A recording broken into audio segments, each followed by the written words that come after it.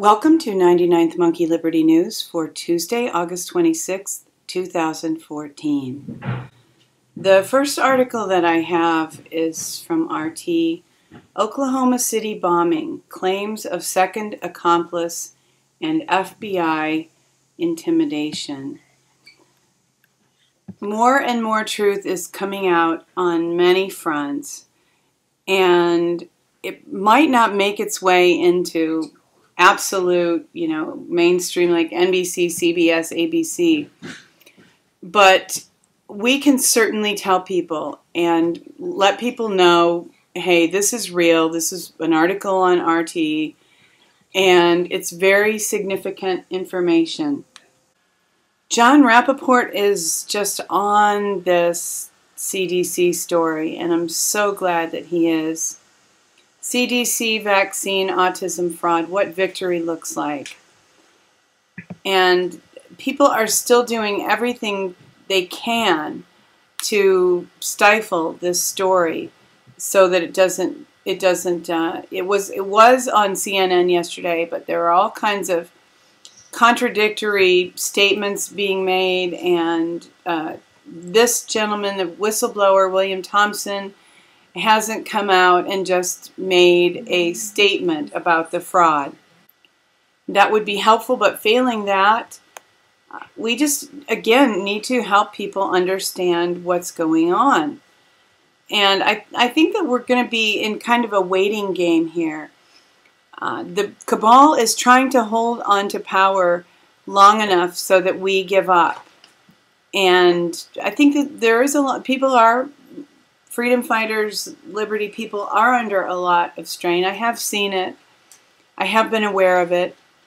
But I think we all just really need to just hold on and wait them out, because there are a lot more of us than there are of them. And justice is, and liberty, truth, justice, and the American way are on the side that we all are standing for. So if we can all just see this through and certainly continue to alert people to what is really going on, especially young mothers, mothers with young children who might have them vaccinated, it's crucial to get this kind of information to them and to let them know that the CDC really did interfere with the results of this study, and that it is key bono. It's all about the money. It's about deceiving us so that they can make billions and billions and billions of dollars and destroy our health in the process. Benjamin Fulford's blog was a day late this week, and it's a fairly interesting one. I'm going to just read one paragraph that is not in the free portion, and you'll be able to see the rest. Usually by Thursday, Kawaila Pele has Fulford's blog posted in entirety. So just wait a few more days, and it's worth reading this week, I believe. The Cabal, for its part, is continuing to produce one fake fear-mongering media event after the other in an effort to manipulate the opinions of a steadily shrinking audience of brainwashed believers. To this end, the Cabal has recently staged the fake beheading of a journalist in the Middle East, orchestrated race riots in the U.S., attempted to reignite a Cold War with Russia, tried to start a global Ebola pandemic, threatened to blow up Chicago, LA, and New York, etc. And this is, this is psychological warfare. Even if they can't make these things happen, they want us to be terrified of them. And people are just beginning to refuse. People on a much broader scale are beginning to see through all this and beginning to refuse to believe all the lies hurled at them through the mainstream media. From RT, NSA search engine allows law enforcement to scour data on citizens. Here it is. There's no question left here that they have free access to our data. It's a Google-like search engine, according to journalist Ryan Gallagher at The Intercept. It was developed by the NSA as early as 2007, but was only made publicly available on Monday this week thanks to classified documents disclosed to the news site by former intelligence contractor Edward Snowden. And we're waiting to hear more revelations from Snowden, right? We want that earth-shattering one that he promised. And I'm looking forward to that. I'm almost kind of hoping that there's this giant, things come to a climax, that a lot of these stories make a big break into mainstream media at the same time. And the CDC, with the information that MMR studies were fudged to make it look as if the vaccines were harmless when they knew that they were harmful, that's a great start. And it contributes, and I'm hoping that all this information just snowballs so that people, Americans especially, because I think people in other parts of the world are already aware, but so Americans insist on change. From Zero Hedge, just kind of a disappointing, sad article. I mean, we all know this is going on. How serious is the California drought? And of course there was a 6.0 earthquake in Napa County on Sunday morning. And when the water table falls as much as it has fallen, that does affect the geology of a region.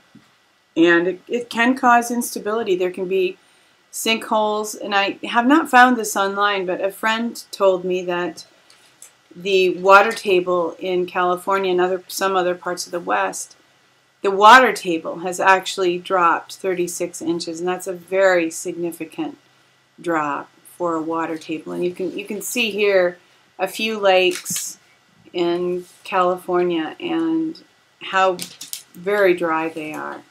Pray for California, and really even beyond that, my prayer is that if there is geoengineering going on here to cause this, as I suspect, and I've mentioned that before, it fits with the Agenda 21 plan to rewild. If they can get people, if they can apply this kind of pressure to force people to move out of these areas. It also, of course, affects our food supply, because a tremendous amount of the nation's food is grown in California. So, again, my prayer is that if this is being geoengineered, it will stop. And if this is just coincidence, natural influences, that God will have mercy on us and reverse this drought. An interesting story, I'll just mention this. Most Christians who are listening, watching, are probably aware of this. In the Old Testament, Elijah commanded that there wouldn't be rain. And there was no rain in Israel for 3 years.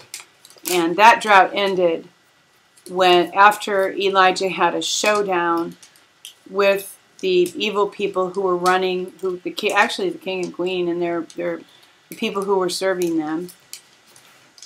And God completely vindicated Elijah and caused a fire to start on some wet wood.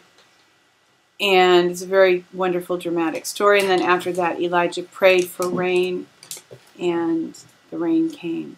This is an older story, but I'm bringing it up because I actually had the privilege of meeting one of the people who was involved in this. And this is kind of patriot legend, and I had heard this story, but I actually was able to meet one of the people who were there.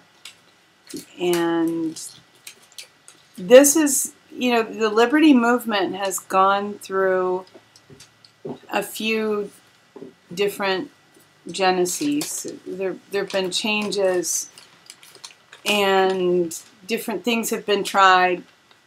And again, I think I just really want to reinforce that we can't give up. The only way we can lose is if we give up.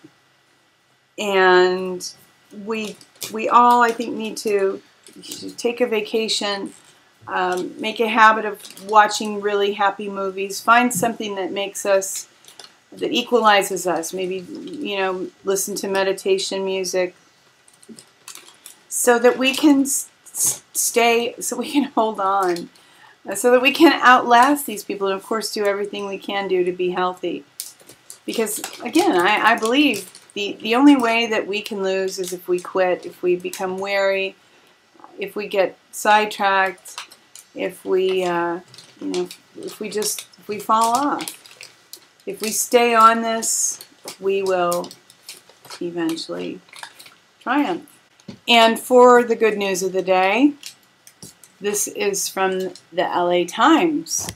Medical marijuana could reduce painkiller abuse, study suggests. I often have natural news articles, and just to reinforce the value of natural medicines, natural healing, natural cures, I'm reinforcing that idea with this article from the LA Times. Thank you for tuning in for today's 99th Monkey Liberty News. Weeping may endure for a night, but joy comes in the morning. Hoping that you will love one another, take care, and enforce the Bill of Rights.